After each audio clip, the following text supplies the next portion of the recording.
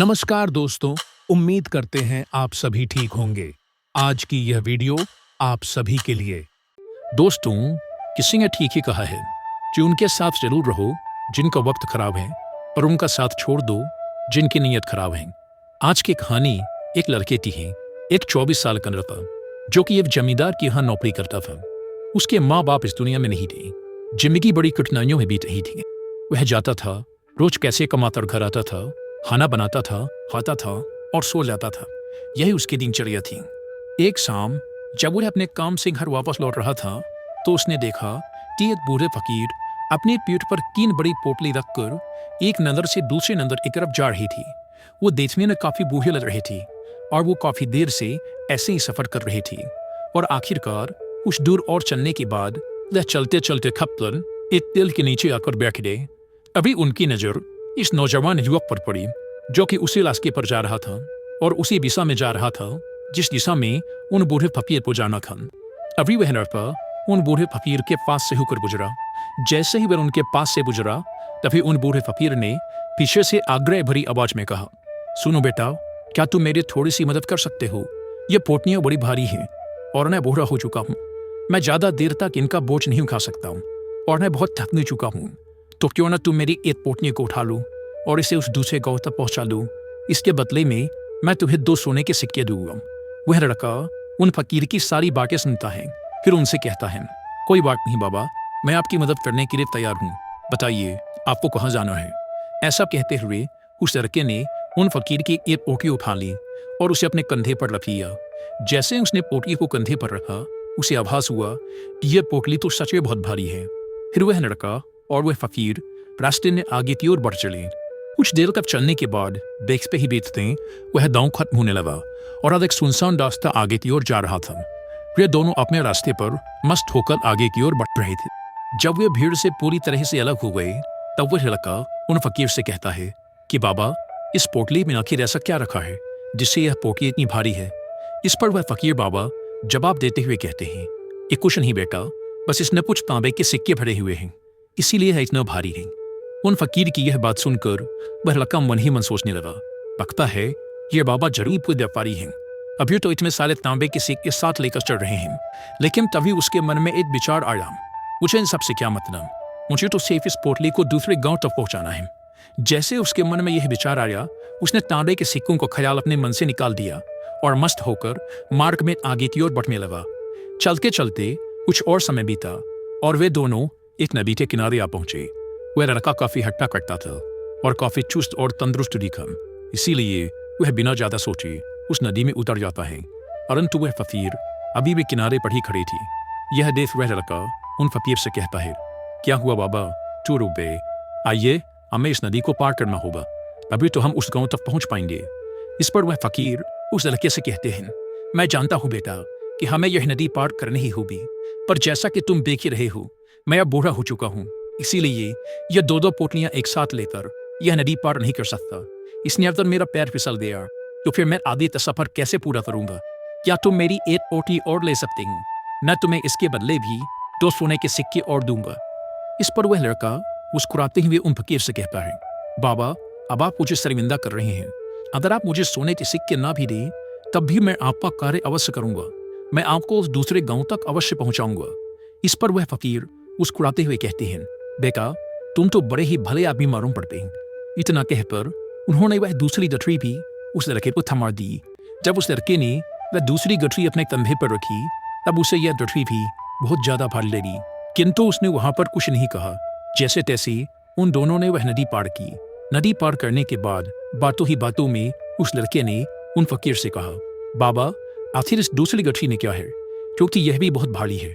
इसका उत्तर देते हुए बाबा कहते हैं, बेटा, इस गठरी में चांदी के सिक्के हैं, इसीलिए इस गठरी में भी काफी वजन है। उन फकीर की ये सारी बातें सुनकर अब उस लड़के का दिमाग तेजी से काम करने लगा था। वह सोचने लगा, एक गठरी में तांबे के सिक्के हैं और दूसरी में चांदी के। ऐसा लग रहा है जैसे ये फकीर बाबा बड़ी दूर से आ रहे हैं और इन्होंने अपनी सारी जमीन जायदाद बेचकर यह सिक्के इकट्ठा किए हैं, इसीलिए तो यह इतना धन साथ लेकर चल रहे हैं। लेकिन वह लड़का उन फकीर बाबा से कुछ भी नहीं कहता और वे दोनों चुपचाप मार्ग में आगे की ओर बढ़ते चले जाते हैं। कुछ देर चलने के बाद आगे फिर एक सुनसान रास्ता आता है। उस सुनसान रास्ते पर आते ही उस नौजवान लड़के के मन में तरह तरह के विचार उठने लगे। वह सोचने लगा, अरे यह तो सुनसान रास्ता है, अगर मैं ये सिक्के लेकर यहाँ से भाग जाऊं तो ये फकीर भला कब तक मेरे पीछे भागेंगे। मुझे नहीं लगता ये मुझे कैसे भी पकड़ पाएंगे, और यहाँ कोई है भी नहीं जो इनकी मदद कर पाए। और वैसे भी ये बहुत सारे सिक्के हैं, मैं इनसे एक अच्छी दुकान खरीद सकता हूँ और खुद का व्यापार भी शुरू कर सकता हूँ। और वैसे भी ये बूढ़ा फकीर अब इस धन का क्या करेगा, इससे अच्छा तो मैं ही इसे ले लेता हूँ। वो लड़का ये सब सोच ही रहा था कि तभी उसे खुद पर आश्चर्य हुआ। अरे मैं ये सब क्या सोच रहा हूँ, ये फकीर बाबा ना जाने कहाँ से आ रही होंगी और ना जाने कितनी मेहनत करके इन्होंने ये सिक्के इकट्ठा किए होंगे। मुझे इनका फायदा नहीं उठाना चाहिए, नहीं, मुझे ऐसा नहीं करना चाहिए। उसने कुछ देर के लिए तो अपने मन के विचारों पर काबू पा लिया, किंतु कुछ देर बाद देखते ही देखते उसके मन के लालच भरे विचार उस पर हावी होने लगे। वह लड़का 2 पोटलियां लेकर उन फकीर के पीछे पीछे चल रहा था। कुछ दूर और चलने पर रास्ते में एक पहाड़ी आई। उसे देख वो फकीर बाबा उस लड़के से कहते हैं, बेटा ये पहाड़ी में नहीं चढ़ पाऊंगा, मैं काफी बूढ़ा हो चुका हूँ और मेरे घुटनों में भी दर्द रहता है। यदि तुम मेरी यह तीसरी गठरी भी ले लो तो मैं तुम्हें 2 सोने के सिक्के और दूंगा, लेकिन याद रहे इसे कहीं गिराना मत, ये कहीं खुल ना जाए। यह बात सुन वह लड़का उन फकीर से कहता है, क्यों बाबा आखिर इस गठरी में ऐसा क्या है। इस पर वह फकीर उस लड़के से कहते हैं, बेटा इसने सोने के सिक्के हैं। यह सुन वह लड़का मन ही मन बहुत प्रसन्न हुआ। उसने चुपचाप वह तीसरी गठरी भी उन फकीर से ले ली और दोनों बिना कुछ बोले आगे की ओर बढ़ चली। अब वह फकीर बिना कोई वजह लिए आराम से पहाड़ी की चढ़ाई चढ़ रही थी, लेकिन वह नौजवान लड़का जो कि पीछे का वजन के कारण बहुत धीरे धीरे चल पा रहा था। लेकिन जब से उसने सोने के सिक्कों का नाम सुना था उसका मन पर छलांगे मार रहा था। वह मन ही मन सोच रहा था कि अगर ये सारे सिक्के मुझे मिल जाए तो मेरा जीवन तो बड़ी आसानी से कट जाएगा। वैसे भी ये फकीर तो बूढ़े हो चुके हैं, भला इन्हें इतने धन की क्या आवश्यकता, इनका जीवन तो वैसे भी कभी चुका है। मैं एक काम करता हूँ, ये सारा धन लेकर यहाँ से भाग जाता हूँ। लड़के के मन में अनगिनत विचार चल रही थी। लड़के का मन अब उसकी बुद्धि पर पूरी तरह से हावी हो चुका था। उस लड़के का मन अपनी बात को सही साबित करने के लिए उसे कोई भी तर्क दे रहा था, और तभी उसके मन में एक और विचार उठा। और अब की बार वह लड़का यह सोच रहा था कि लगता है ये फकीर बाबा कोई चोर हैं, नहीं तो इनके पास इतने सारे सोने के सिक्के कहाँ से आए। अगर यह कोई व्यापारी होती तो ये इस तरीके से पैदल यात्रा तो नहीं करती, और अगर इनके पास इतना सारा धन था तो यह कोई न कोई साधन ही अवश्य करती। लगता है यह कोई चोर है, और चोर पर धन चोरी करने में भला कौन सी बुराई। यह सोचता हुआ वह लड़का अब काफी तेजी से ऊपर की ओर चढ़ रहा था, और देखते ही देखते वह फकीर से आगे भी निकल गया। वह यह सोच रहा था कि जैसे ही इस पहाड़ी की चढ़ाई खत्म होगी और ढलान आएगी, मैं इन तीनों पोटलियों को लेकर भाग जाऊंगा, जिसके बाद ये सारा धन मेरा हो जाएगा और मेरी गरीबी भी हमेशा हमेशा के लिए खत्म हो जाएगी। मेरे पास बहुत सारा धन होगा कि मैं जो चाहूंगा वो कर पाऊंगा।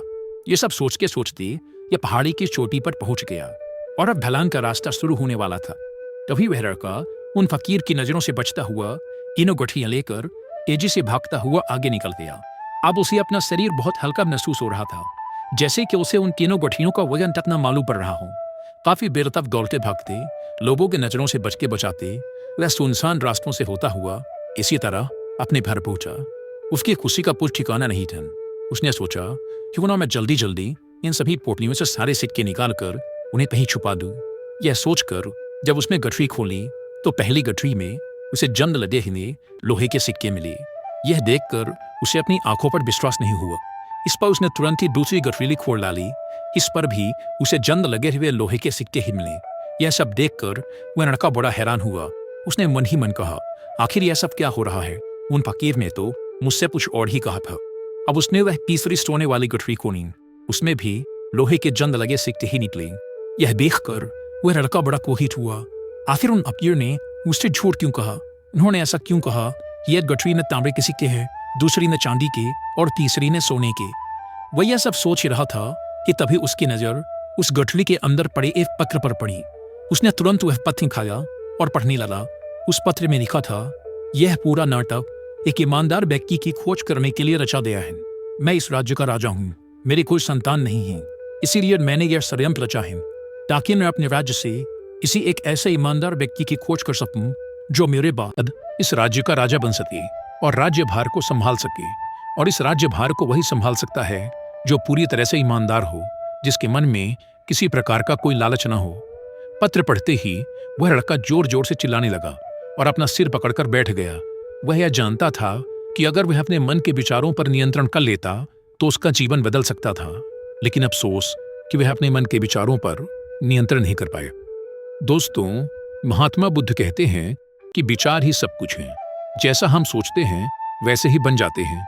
इसीलिए हमारा सबसे बड़ा दुश्मन भी हमें उतना नुकसान नहीं पहुंचा सकता जितना कि हमारे मन के ये अनियंत्रित विचार पहुंचा सकते हैं। महात्मा बुद्ध कहते हैं कि अपने मन को ध्यान से देखो। हमारे मन में जो विचार चलते हैं वही विचार शब्द बनते हैं और विचार ही कर्म के रूप में प्रकट होते हैं। बार बार दोहराने पर कर्म आदत में बदलता है और समय के साथ धीरे धीरे यह आदतें हमारे चरित्र का गठन करती हैं और आगे चलकर यही चरित्र हमारे भाग्य का निर्माण भी करता है। इसीलिए हमारा अपने विचारों के प्रति सजग रहना बेहद आवश्यक है। हमारा जागरूक रहना बेहद आवश्यक है। हमारा इस पर ध्यान देना जरूरी है कि हमारे मन में किस तरह के विचार उठ रहे हैं। आगे महात्मा बुद्ध कहते हैं कि कमजोरी हमेशा छोटे विचार से शुरू होती है।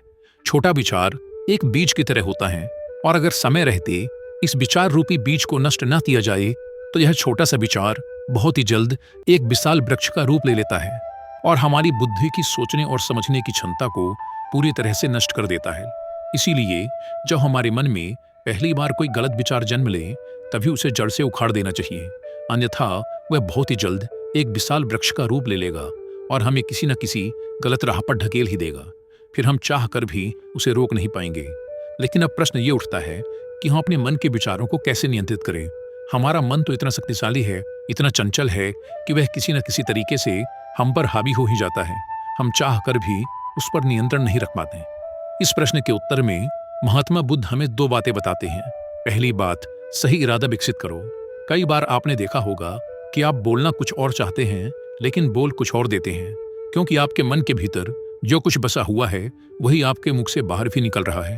लेकिन जब हमसे वह गलती हो जाती है तो उसके बाद हमारा मस्तिष्क अच्छी तरह से काम करना शुरू कर देता है। हम अपने सोचने और बोलने के प्रति सजग हो जाते हैं और इसी अवस्था में हमें एहसास होता है कि हमसे गलती हो गई है और फिर हमारा मन दुखी हो जाता है, वह पश्चाताप से भर जाता है। और इस दुख और पश्चाताप से बचने के लिए महात्मा बुद्ध हमें सही इरादा विकसित करने के लिए कहते हैं। और ऐसा करने के लिए जब भी आप कोई कार्य करने जा रहे हो तो सबसे पहले आपको स्वयं से पूछना चाहिए कि जो कुछ भी मैं करने जा रहा हूँ इसके पीछे मेरा इरादा क्या है। क्या मैं दूसरों को दुख पहुंचाना चाहता हूँ, दूसरों को नीचा दिखाने जा रहा हूँ, या मुझे दूसरों को और खुद को ऊपर उठाना है। खुद से सवाल कीजिए, खुद को सचेत कीजिए। जब आप इरादों के प्रति सचेत होने लगेंगे, जब आप विचारों के प्रति जागरूक होने लगेंगे, तभी आपके अंदर सकारात्मक ऊर्जा का प्रवाह होगा। तभी आप सकारात्मक इरादों से जुड़ने लगेंगे और आपके अंदर बैठी हुई नकारात्मक ऊर्जा और नकारात्मक इरादे दिन प्रतिदिन कम होने लगेंगे। परंतु स्मरण रहे, आपको यह हर दिन करना होगा और आपको हमेशा इस बात का ध्यान रखना होगा कि आपको केवल अच्छा सोचना है और आपके इरादे हमेशा सही होने चाहिए। तभी आप दुख और तकलीफों से बच सकते हैं।